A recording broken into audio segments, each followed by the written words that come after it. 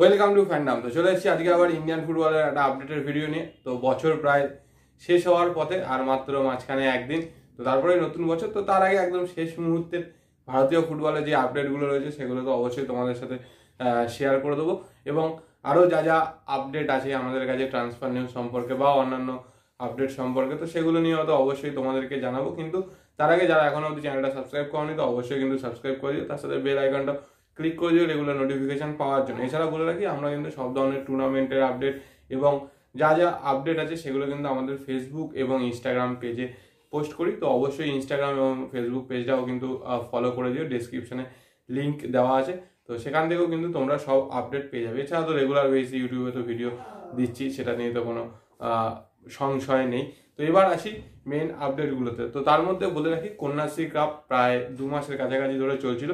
তো গতকালকে কিন্তু সুপার সিক্সের লাস্ট ম্যাচ ছিল কন্যাশ্রী কাপে, সেটা হচ্ছে ইস্টবেঙ্গল ভার্সেস শ্রীভূমি। তো আগেই বলেছিলাম ভিডিওতে, যদি ড্র হয় তাহলে শ্রীভূমি জিতবে, আর না হলে যে কোনো একজন জিতলে সে তো চ্যাম্পিয়ন হবেই। তো সেই মতোই কিন্তু শ্রীভূমি অসাধারণ খেলেছে, খেলে কিন্তু 2-1 গোলে জিতেছে। এবং জেতার ফলে কিন্তু 2023 সালের কন্যাশ্রী কাপ কিন্তু শ্রীভূমি এফসি জিতলো ইস্টবেঙ্গলকে হারিয়ে। আর বলে রাখি, এই কন্যাশ্রী কাপ জেতার ফলে কিন্তু Sribhumi FC Indian women's league 2-তে কোয়ালিফাই করলো। মানে ইন্ডিয়ান ওমেন্স লিগের যেই সেকেন্ড ডিভিশনটা হবে, যেটা 16টা টিম নিয়ে হবে, তো সেইখানে কিন্তু কোয়ালিফাই করলো। আর ইস্টবেঙ্গল যেহেতু অলরেডি ইন্ডিয়ান ওমেন্স লিগ খেলছে, গত বছরের কোয়ার্টার ফাইনালিস্ট ছিল বলে, তো সেই জায়গা থেকে কিন্তু যদি এই বছর ইন্ডিয়ান ওমেন্স লিগ থেকে ইস্টবেঙ্গলের রেলিগেশন না হয়, তাহলে কিন্তু ইস্টবেঙ্গল ইন্ডিয়ান ওমেন্স লিগে খেলবে। আর শ্রীভূমি যদি সেকেন্ড ডিভিশন মানে ইন্ডিয়ান ওমেন্স লিগ 2 থেকে কোয়ালিফাই করতে পারে, তাহলে কিন্তু তারাও ইন্ডিয়ান ওমেন্স লিগে ঢুকবে। তো সেই ক্ষেত্রে কিন্তু মানে বাংলা থেকে দুটো দল কিন্তু ইন্ডিয়ান ওমেন্স লিগে পার্টিসিপেট করতে পারার একটা সম্ভাবনা রয়েছে। এছাড়া বলে রাখি এর বাকি আপডেটগুলোতে, তার মধ্যে বলে রাখি যে এই মুহূর্তে তো কলকাতা লিগ মোটামুটি শেষ হয়ে গেছে। তো অফিসিয়ালি কিন্তু জানিয়ে দেওয়া হয়েছে এবছরে কলকাতা লিগের চ্যাম্পিয়ন মোহামেডান এবং রানার্স হচ্ছে ইস্টবেঙ্গল ক্লাব। আর যেহেতু ডার্বিতে মোহনবাগান খেলেনি, সেই জন্য মোহনবাগানের 3 পয়েন্ট কেটে নেওয়া হয়েছে, আর এই 2 পয়েন্ট কেটে নেওয়া হয়েছে এবং ইস্টবেঙ্গলকে কিন্তু 3 পয়েন্ট দিয়ে দেওয়া হয়েছে এবং 3 গোলও দেওয়া হয়, যেটা নিয়ম টিম না নামালে। তো সেটাই কিন্তু করা হয়েছে। এছাড়া যেই 4টে টিম রেলিগেট হয়েছে, সেই 4টে টিম ফার্স্ট ডিভিশনে চলে যাচ্ছে। ফার্স্ট ডিভিশন থেকে 4টে টিম কিন্তু নেক্সট ইয়ার প্রিমিয়ার ডিভিশনে আসছে। তো এবার আসি বাকি কথা। তো তার মধ্যে বলি, গতকালকে কিন্তু আইএসএল এর দুটো খেলা ছিল। একটা ছিল হচ্ছে ওড়িশা এফসি ভার্সেস জেএফসি। সেখানে ওড়িশা কিন্তু 4-1 গোলে জিতেছে, অসাধারণ একটা পারফরমেন্স। এবং এফসি গোয়া আর নর্থ ইস্ট 1-1 গোলে ড্র হয়েছে। তো ড্র হওয়ার ফলে কিন্তু 10 ম্যাচে 24 পয়েন্ট নিয়ে সেকেন্ড পজিশনে শেষ করছে, মানে এই মুহূর্তে সেকেন্ড পজিশনে শেষ করছে এফসি গোয়া। যদি কালকে জিতে যেত তাহলে কিন্তু 26 পয়েন্ট নিয়ে গ্রুপ টপেই শেষ করতে পারতো। আর ওড়িশা অসাধারণ পারফরমেন্স।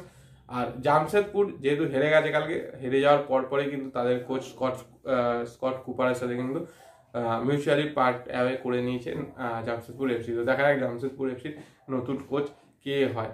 এবং এরপরে আসি বাকি আরেকটা ইম্পর্টেন্ট কথা, সেটা হচ্ছে AFC Asian cup. AFC Asian কাপের জন্য টিম, যেটা মেন স্কোয়াড 26 জনের, সেটা কিন্তু আজকে উড়ে যাচ্ছে দোহাতে, সেখানেই প্র্যাকটিস করবে, তারপরে এশিয়ান কাপে পারফর্ম করতে নামবে। আর এই স্কোয়াডে যে 50 জনের স্কোয়াডের লিস্ট দেওয়া হয়েছিল, তো সেইখান থেকে কিন্তু 26 জনকে বেছে নেওয়া হয়েছে। এই 26 জনই যাবে হচ্ছে দোহাতে। এবং এই 26 জনের যেই নাম, সেটা কিন্তু আজকেই পাবলিশ করে দেওয়ার কথা। যেহেতু আমি যেই সময় ভিডিওটা বানাচ্ছি তখন অবধি পাবলিশড হয়নি, অফিসিয়ালি অ্যানাউন্সমেন্ট হয়নি। যদি ভিডিওটা আপলোড করতে করতে অ্যানাউন্সমেন্ট হয়ে যায়, তাহলে তো অবশ্যই তোমরা স্ক্রিনে 26 জনের লিস্টটা দেখে নিতে পারবে। আর তার আগে আপডেট হলে আমরা আপলোড, মানে তারপরে যদি মানে পাবলিশ হয়, তাহলে পরে আমরা আমাদের ফেসবুক এবং ইনস্টাগ্রাম এবং ইউটিউবে কিন্তু সেটা পোস্ট করে দেবো, সেখান থেকে দেখে নেবে। আর বলে রাখি, ইন্ডিয়ার এএফসি এশিয়ান কাপে কিন্তু বেস্ট পারফরমেন্স ছিল 1964-তে, সে বছর কিন্তু রানার্স আপ হয়েছিল।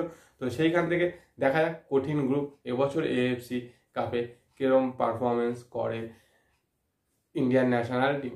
এর সাথে বলে রাখি মোহামেডান স্পোর্টিং এর কথা। তো মোহামেডানের এই মুহূর্তে তো আই লিগ বন্ধ আছে, আর মোহামেডানের প্লেয়াররা সবাই ছুটিতে আছে।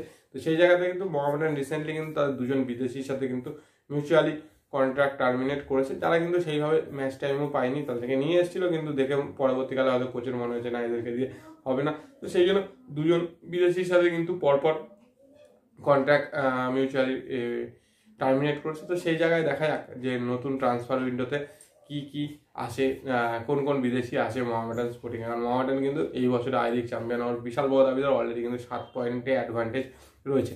তো এবার আসি মেন আপডেটে, যেটা নিয়ে শুনতে চাও ট্রান্সফার মার্কেট। তো তার আগে আরেকটা কথা বলে দিই ছোট্ট করে, সেটা হচ্ছে আই লিগ 3 কিন্তু চলছে। অলরেডি আই লিগ 3 থেকে 3টে টিম কোয়ালিফাই করবে, যারা কিন্তু আই লিগ 2তে। তো সেখান থেকে বলে রাখি already sporting club the Goa এবং স্পোর্টিং ক্লাব বেঙ্গালুরু এরা দুজন কিন্তু কোয়ালিফাই করে গেছে। আর একটা খেলা বাকি রয়েছে ডেম্পো এবং কেরালা ইউনাইটেড দুজনেরই। তো যে জিতবে সেই মানে যদি কেরালা ইউনাইটেড জেতে কেরালা ইউনাইটেড কোয়ালিফাই করবে, আর ডেম্পো জিতলে ডেম্পো কোয়ালিফাই করবে। কারণ দুজনের মধ্যে 1 পয়েন্টের কিন্তু ডিফারেন্স রয়েছে। আর দুজনেরই আলাদা আলাদা দুটো টিমের সাথে খেলা, যদি দুজনেই জেতে সেই ক্ষেত্রে যার পয়েন্ট বেশি থাকবে সেই কিন্তু কোয়ালিফাই করবে আই লিগ 2তে। তো এবার আসি মেন ট্রান্সফার আপডেটগুলোতে, যেটার জন্য আগ্রহে বসে থাকবো অধীর আগ্রহে। তো বলে রাখি ইস্ট বেঙ্গলটা তো বলেই এসেছি যে হৃদয় শর্মা এবং নিখিল পূজারির সাথে কথাবার্তা চলছিল, কিন্তু কতটা কি হবে সেটাই হচ্ছে দেখার। কারণ দুজনকেই নিতে হলে কিন্তু ট্রান্সফার ফিস দিয়ে নিতে হবে, যেহেতু নিখিল পূজারির সাথে লং টার্ম কন্ট্রাক্ট রয়েছে 2026 অব্দি, আর হিতেশ শর্মার সাথে 24 অব্দি রয়েছে। কিন্তু সম্ভাবনা এই মুহূর্তে যা শোনা যাচ্ছে হিতেশ শর্মাকে হয়তো উইন্টার ট্রান্সফার উইন্ডোতে নাও পেতে পারে, কারণ হায়দ্রাবাদ কিন্তু চেষ্টা করছে ওকে পুরোটাই ধরে রাখতে। তো সেই জায়গা থেকে পরে সামার উইন্ডোতে হয়তো ওকে রিলিজ করলেও করতে পারে, যেহেতু কন্ট্রাক্ট শেষ হয়ে যাচ্ছে। তো এরকম একটা খবর কিন্তু শোনা যাচ্ছে। এর সাথে বলে রাখি যেটা এই মুহূর্তে সবচেয়ে বড় খবর, সেটা হচ্ছে চিংলেসানা সিং। তো চিংলেসানা সিং এর সাথে তো মোহনবাগান সুপার জায়ান্টের কথাবার্তা হচ্ছে।